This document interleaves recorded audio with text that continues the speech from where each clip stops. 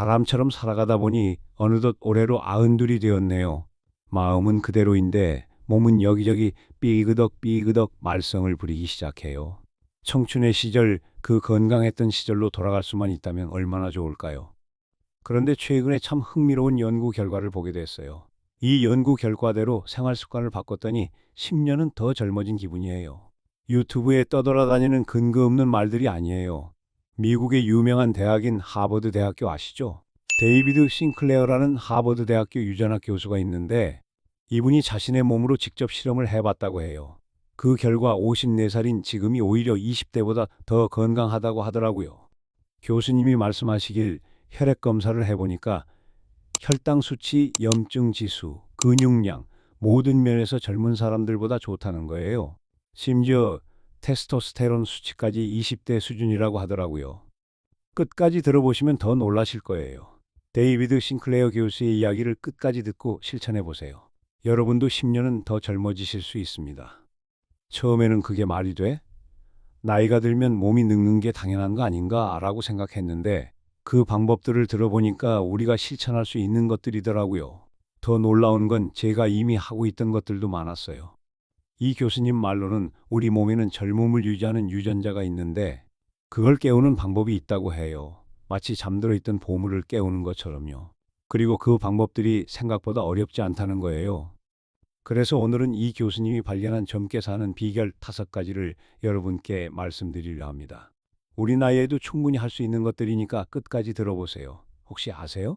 이걸 실천하시면 여러분도 몇 년 후에는 지금보다 더 건강해질 수도 있어요. 첫 번째는 바로 운동인데 특별한 방법이 있어요. 일주일에 딱 3번, 숨이 찰 정도로만 10분씩 운동하는 거예요. 또 운동 이야기야? 라고 하실 수도 있는데 이건 조금 달라요. 매일 1시간씩 헬스장에 가라는 게 아니에요. 일주일에 3번, 딱 10분씩만 하면 된다고 해요. 중요한 건 강도예요. 대화하기 어려울 정도로 숨이 차야 한다고 해요. 옆 사람과 말하기 힘들 정도로요. 그러면 우리 몸에 산소가 부족한 상태가 되는데 이때 몸이 뭔가 부족하네. 더 건강해져야겠다라고 느끼고 젊어지려고 노력한다는 거예요. 이게 무슨 말이냐면 우리 몸은 편안한 상태에 있으면 현상 유지만 하려고 해요. 그런데 적당한 스트레스를 주면 더 강해져야겠구나라고 생각해서 근육도 늘리고 혈관도 좋게 만들고 그런다는 거예요. 저도 이 얘기 듣고 실천해 봤어요. 처음에는 뭘 해야 할지 몰랐는데 생각해 보니까 간단하더라고요. 집 앞 언덕을 조금 빠르게 걸어 올라가거나 계단을 평소보다 빠르게 오르내리거나 아파트에 사시는 분들은 엘리베이터 대신 계단으로 몇 층만 올라가셔도 돼요. 우리 동네 김할머니도 이런 식으로 하세요. 경로당에서 집까지 평소보다 조금 빠르게 걸어가시는 거예요. 처음에는 금방 숨이 찼는데 몇 주 지나니까 같은 속도로 걸어도 덜 힘들어지시더라고요. 그랬더니 몇 달 후에는 계단 오르는 게 훨씬 수월해지셨다고 하시더라고요. 또 다른 분은 집에서 제자리 걸음을 빠르게 하신다고 해요. TV 보면서도 할 수 있고 날씨가 나빠도 할 수 있어서 좋다고 하시더라고요. 팔도 크게 흔들면서 하시면 온몸 운동이 된다고 해요. 중요한 건 매일 할 필요 없다는 거예요. 일주일에 3번, 10분씩만. 이것도 부담스러우시면 처음에는 일주일에 2번, 5분씩부터 시작해도 돼요. 몸이 적응되면 점차 늘리면 되거든요. 그리고 절대 무리하시면 안 돼요. 가슴이 아프거나 어지러우시면 바로 중단하세요. 우리 나이에는 안전이 가장 중요하거든요. 두 번째는 식사 횟수를 줄이는 거예요. 이 교수님은 하루에 한 끼만 드신다고 해요. 처음 들으면 그게 말이 돼? 영양실조 걸리는 거 아니야? 라고 생각하시겠지만 과학적인 근거가 있어요. 우리가 음식을 안 먹는 시간이 길어지면 몸 안에서 대청소가 일어난다고 해요. 낡은 세포들을 치우고 새로운 걸로 바꾸는 거죠. 마치 집안 대청소하듯이 몸 안도 깨끗하게 정리하는 거예요. 이걸 전문 용어로 오토파지라고 하는데 쉽게 말하면 몸이 스스로 청소하고 수리하는 기능이에요. 그런데 이 기능이 작동하려면 음식을 안 먹는 시간이 필요하다는 거예요. 저도 젊었을 때는 하루 3끼 꼬박꼬박 먹었는데 70 넘어서부터는 자연스럽게 식사량이 줄더라고요. 아침은 간단히 차 한 잔 정도만 마시고 점심도 가볍게, 저녁에만 제대로 먹는 식으로요. 그런데 이 교수님 말로는 이게 정말 좋은 거라고 해요. 최소 16시간은 음식을 안 먹어야 몸이 그 대청소 모드로 들어간다고 하더라고요. 예를 들어서 저녁 6시에 드셨으면 다음날 오전 10시까지는 아무것도 안 드시는 거예요. 처음에는 배가 고플 수 있어요. 특히 아침 시간에 배가 꼬르륵거릴 수 있거든요. 그럴 때는 물을 많이 마시거나 차를 마시면 도움이 된다고 해요. 커피도 설탕이나 크림 안 넣으시면 괜찮다고 하고요. 그리고 견과류를 조금씩 먹으면 허기가 가신다고 해요. 호두나 아몬드 몇 개 정도요. 하지만 너무 많이 드시면 안 돼요. 손바닥에 올릴 수 있는 정도만요. 우리 동네 정 할아버지도 이런 식으로 드세요. 아침은 거르고 점심을 늦게, 저녁을 일찍 드시는 거예요. 처음에는 아침마다 배가 고파서 힘들다고 하셨는데 2주일 정도 지나니까 괜찮아지셨다고 해요. 그랬더니 몸이 훨씬 가벼워지고 소화도 잘 된다고 하시더라고요. 또 놀라운 건 정신이 더 맑아진다는 거예요. 이 교수님도 그런 말씀을 하시더라고요. 뇌에 안개가 낀 것 같은 느낌이 없어지고 집중력이 좋아진다고요. 왜 그럴까요?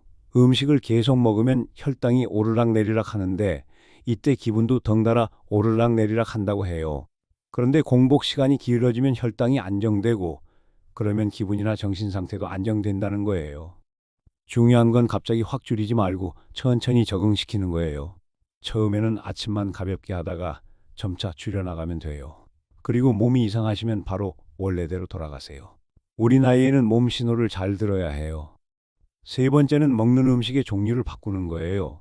특히 색깔이 진한 채소들을 많이 먹으라고 해요. 이 교수님 말로는 식물들이 햇볕이나 추위, 벌레 같은 스트레스를 받으면 자신을 보호하기 위해 특별한 성분을 만든다고 해요. 그런데 그 성분들이 우리 몸에도 좋다는 거예요. 마치 식물의 생명력을 우리가 나눠받는 것처럼요.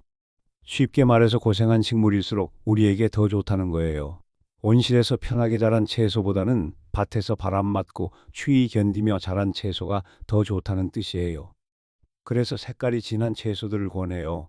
시금치, 브로콜리, 당근, 토마토, 가지, 블루베리 같은 거요. 색깔이 진할수록 그런 좋은 성분이 많다고 해요. 이 성분들을 폴리페놀이라고 하는데 우리 몸의 염증을 줄이고 혈관을 깨끗하게 해준다고 해요.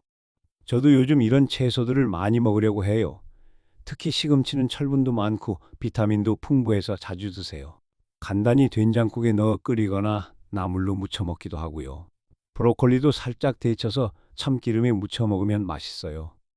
당근도 정말 좋다고 해요. 비타민 A가 많아서 눈에도 좋고 색깔도 진해서 항산화 성분이 많대요. 생으로 먹기 어려우시면 삶아서 드셔도 되고 국에 넣어 끓여도 돼요. 토마토는 익혀서 먹는 게 더 좋다고 해요. 리코펜이라는 성분이 열을 가했을 때 더 잘 흡수된다고 하더라고요. 그래서 토마토 스프나 토마토 소스가 좋다고 해요. 녹차도 정말 좋다고 해요. 이 교수님도 매일 진한 녹차를 드신다고 하더라고요. 말차라고 하는 가루로 된 녹차를 드신다고 해요. 일반 녹차보다 항산화 성분이 더 많다고 하거든요. 저도 커피 대신 녹차를 자주 마시는데 마음도 차분해지고 좋은 것 같아요. 처음에는 맛이 쓰다고 생각했는데 마시다 보니까 은은한 단맛도 느껴지고 향도 좋더라고요. 올리브 오일도 추천하세요. 지중해 지역 사람들이 장수하는 이유 중 하나가 올리브 오일을 많이 쓰기 때문이라고 해요. 올리브 오일에는 올레산이라는 좋은 지방산이 많다고 하더라고요. 저도 요즘 참기름 대신 올리브 오일을 자주 써봐요. 나물 무칠 때도 쓰고 볶음 요리할 때도 써요. 처음에는 맛이 조금 다르다 싶었는데 익숙해지니까 고소하고 좋더라고요. 견과류도 좋다고 해요. 호두, 아몬드, 땅콩 같은 것들이요. 하지만 너무 많이 드시면 안 돼요. 기름기가 많아서 칼로리가 높거든요. 하루에 한 줌 정도면 충분해요. 우리 나이에는 고기보다는 채소 위주로 먹는 게 좋다고 해요. 물론 완전히 고기를 끊으라는 건 아니에요. 비율을 조절하라는 거죠. 채소 70%, 고기 30% 정도로요. 고기를 드실 때는 기름기 적은 부위로 드시고 가능하면 생선을 더 많이 드시라고 해요. 생선에는 오메가-3라는 좋은 지방산이 많아서 혈관 건강에 도움이 된다고 하거든요. 우리 동네 최할머니는 작년부터 이런 식으로 드시기 시작하셨어요.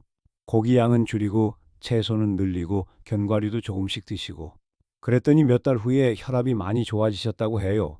약도 줄일 수 있었다고 하시더라고요. 네 번째는 보조제 이야기인데 이 교수님이 직접 복용하는 세 가지가 있어요.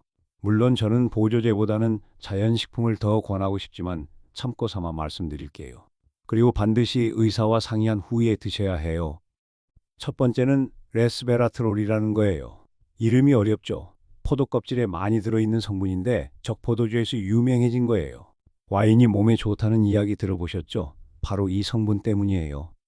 하지만 술로 마시면 알코올 때문에 오히려 안 좋으니까 보조제로 드시는 거예요. 이 성분이 우리 몸의 젊음 유지 유전자를 깨운다고 해요. 두 번째는 NMN이라는 비타민 B의 한 종류예요. 이것도 이름이 어렵네요.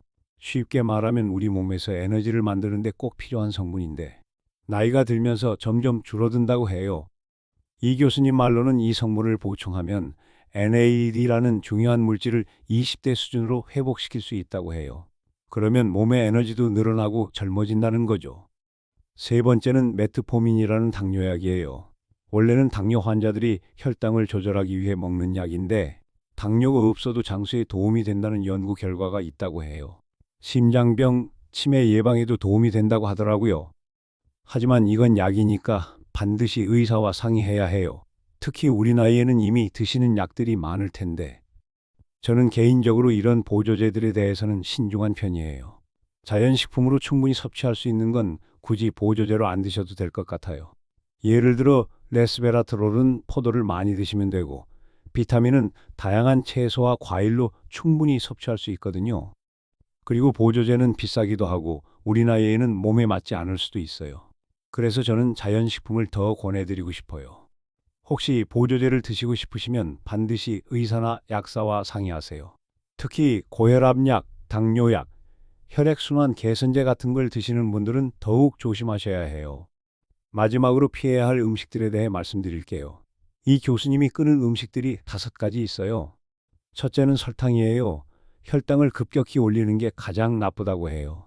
사탕, 과자, 케이크, 아이스크림, 음료수 같은 건 당연히 피하셔야 하고 과일도 너무 많이 드시면 안 된다고 해요. 특히 과일 주스는 설탕 덩어리나 마찬가지라고 하더라고요. 오렌지 주스 한 잔에 설탕이 8개나 들어있는 거나 마찬가지라고 해요. 과일은 생과일로 조금씩 드시는 게 좋아요. 혈당이 급격히 오르면 우리 몸에서 인슐린이 많이 나와요. 그런데 이 인슐린이 너무 많이 나오면 혈당이 확 떨어지면서 또 배가 고파져요. 그러면 또 단 걸 찾게 되고 이런 악순환이 반복되는 거예요. 저도 예전에는 식후에 단 것을 자주 찾았는데 요즘은 과일이나 견과류로 대신해요. 처음에는 심심했는데 익숙해지니까 괜찮더라고요. 둘째는 빵이에요. 식빵, 단팥빵, 크림빵, 도넛 이런 것들이 혈당을 확 올린다고 해요. 특히 아침에 토스트나 단팥빵을 드시면 혈당이 롤러코스터 타듯 오르락 내리락 한다고 해요. 이 교수님도 예전에는 매일 토스트를 드셨는데 끊고 나니까 몸이 훨씬 좋아졌다고 하시더라고요. 오전 내내 집중력이 좋아지고 피곤함도 없어졌다고 해요. 우리나라 사람들이 좋아하는 흰쌀밥도 비슷해요. 현미나 잡곡밥이 훨씬 좋다고 해요. 처음에는 맛이 없다 싶어도 씹을수록 고소한 맛이 나더라고요. 셋째는 고기를 줄이는 거예요. 완전히 끊으라는 건 아니고 양을 줄이라는 거죠. 특히 기름진 고기보다는 생선을 드시라고 해요. 이 교수님도 완전히 채식을 하신다고 해요. 그랬더니 콜레스테롤 수치도 좋아지고 혈관 건강도 좋아졌다고 하시더라고요. 가족력으로 신장병 위험이 있었는데 많이 개선됐다고 해요. 물론 우리가 갑자기 완전 채식을 하기는 어려워요. 그래서 조금씩 고기 양을 줄이고 생선이나 두부, 콩 같은 걸로 단백질을 보충하시면 돼요. 생선 중에서도 등푸른 생선이 특히 좋다고 해요. 고등어, 꽁치, 삼치 같은 거요. 오메가-3 지방산이 많아서 혈관 건강에 도움이 된다고 하거든요. 넷째는 유제품이에요. 우유, 치즈, 요구르트 같은 거요. 이것도 완전히 끊으라는 건 아니고 양을 조절하라는 거예요. 이 교수님 말로는 유제품에 들어있는 단백질이 너무 많으면 오히려 노화가 빨라질 수 있다고 해요. 적당한 단백질은 필요하지만 너무 많으면 안 된다는 거죠. 우리나라 어르신들은 유제품을 많이 안 드시니까 크게 걱정하실 필요는 없을 것 같아요. 다만 요구르트를 매일 드신다면 조금 줄여보시는 것도 좋을 것 같아요. 다섯째는 술이에요. 매일 마시는 건 정말 안 좋다고 해요. 가끔 특별한 날에 조금씩은 괜찮지만 매일 습관적으로 마시는 건 피하라고 하더라고요. 요즘 연구에 따르면 적당한 음주도 건강에 좋지 않다고 해요. 예전에는 하루 한 잔 정도는 괜찮다고 했는데 이제는 그것도 안 좋다고 하더라고요. 특히 우리 나이에는 간 기능도 예전 같지 않고 약물 대사도 느려지니까 더욱 조심해야 해요. 다른 약들과 상호작용할 수도 있고요. 만약 정말 포도주를 드시고 싶으시면 레스베라트롤이 많은 포도주를 선택하라고 해요. 피노누아라는 품종이 가장 많다고 하더라고요. 하지만 그래도 자주 드시지는 마세요. 저도 이런 것들을 점차 줄여나가고 있어요. 갑자기 다 끊으면 스트레스 받으니까 하나씩 천천히요. 단 것부터 줄이고 빵도 가끔만 먹고 고기도 양을 줄이고. 우리 동네 이 할머니는 이런 식으로 식단을 바꾸신 후에 혈압약도 줄이고 당뇨 수치도 좋아지셨다고 해요. 물론 의사 선생님과 상의하면서 하신 거지만요. 또 다른 박 할아버지는 금연, 금주를 하신 후에 몸이 정말 좋아지셨다고 해요. 기침도 안 나고 숨도 덜 차고 계단 오르는 것도 훨씬 수월해지셨다고 하시더라고요.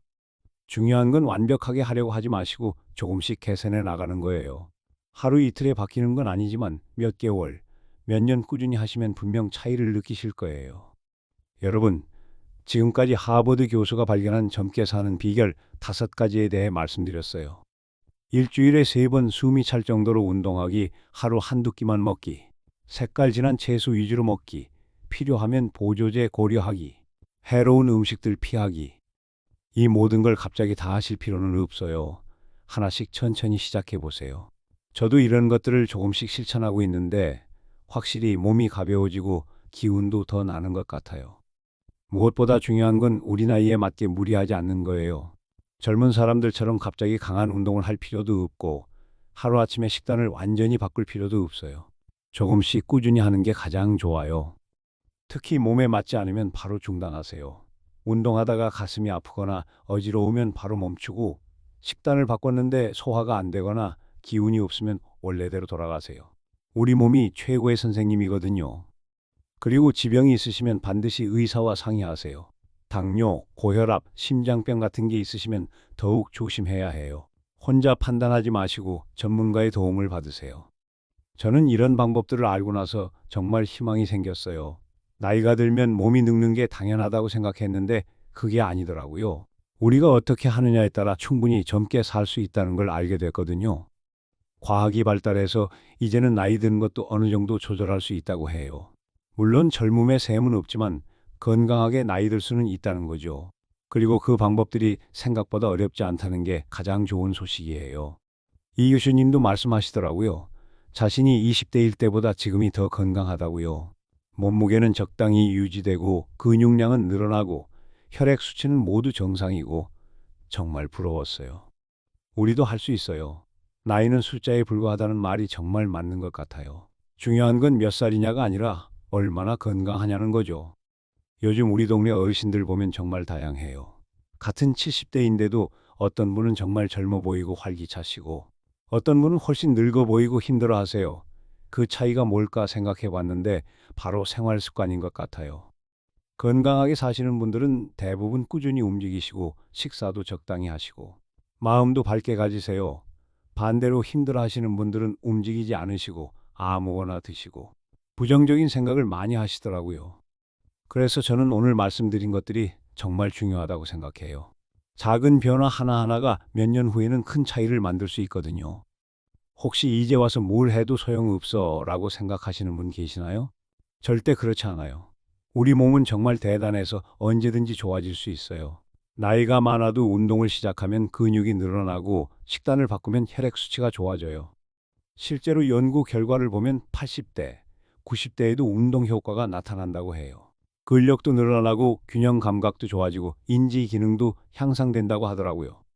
그러니까 포기하지 마세요. 지금이라도 시작하면 분명 좋아질 거예요. 내일부터, 아니 오늘부터 작은 것 하나라도 바꿔보세요. 예를 들어서 오늘은 계단을 한 층만 더 올라가 보세요. 내일은 단 것을 하나만 덜 드셔보세요. 모레는 채소를 한 가지 더 드셔보세요. 이런 작은 변화들이 쌓이고 쌓여서 큰 변화가 되는 거예요. 그리고 혼자 하지 마시고 가족이나 친구들과 함께 해보세요. 경로당 친구들과 함께 걷기 모임을 만들어도 좋고 이웃과 함께 건강한 요리를 해 먹어도 좋고요. 함께 하면 더 재미있고 오래 지속할 수 있어요. 또 하나 중요한 건 스트레스를 줄이는 거예요. 아무리 몸에 좋은 것만 해도 스트레스를 많이 받으면 소용없거든요. 마음 편히 지내시고 웃을 일을 많이 만드시고 감사한 마음을 자주 가지세요. 저는 매일 아침에 일어나면 오늘도 건강하게 일어났구나 라고 감사 인사를 해요. 그리고 하루 종일 몸에 좋은 선택을 하려고 노력해요. 계단을 이용하고 물을 많이 마시고 채소를 챙겨 먹고 일찍 자려고 하고요. 완벽하지는 않아요. 가끔 단 것도 먹고 게을러서 운동 못하는 날도 있어요. 하지만 그럴 때마다 자책하지 않고 내일 다시 하면 돼라고 생각해요. 완벽하려고 하다가 포기하는 것보다는 불완전해도 꾸준히 하는 게 훨씬 좋거든요. 마지막으로 정기적으로 건강검진도 받으세요. 혈압, 혈당, 콜레스테롤 수치 같은 걸 확인해서 자신의 상태를 알아두는 게 중요해요. 그래야 어떤 부분을 더 신경 써야 할지 알 수 있거든요. 그리고 몸에 이상한 신호가 오면 참지 마시고 바로 병원에 가세요. 나이 들어서 그렇겠지라고 넘기지 마시고요. 조기에 발견하면 충분히 치료할 수 있는 것들이 많아요. 여러분도 이런 방법들을 참고해서 더 건강하고 활기찬 노년을 보내시기 바라요. 하버드 교수님처럼 나는 젊었을 때보다 지금이 더 건강해라고 말할 수 있는 날이 오기를 바라요. 나이는 정말 숫자에 불과해요. 중요한 건 몇 살이냐가 아니라 얼마나 건강하고 행복하냐는 거죠. 우리 모두 나이보다 젊게, 어제보다 건강하게 살아요. 오늘도 함께 해주셔서 감사합니다. 이 이야기가 여러분의 건강한 내일을 만드는데 조금이라도 도움이 되기를 바라요. 우리 모두 건강하게 100세까지 삽시다. 지금까지 시니어 복가득이었습니다. 구독과 좋아요는 큰 힘이 됩니다.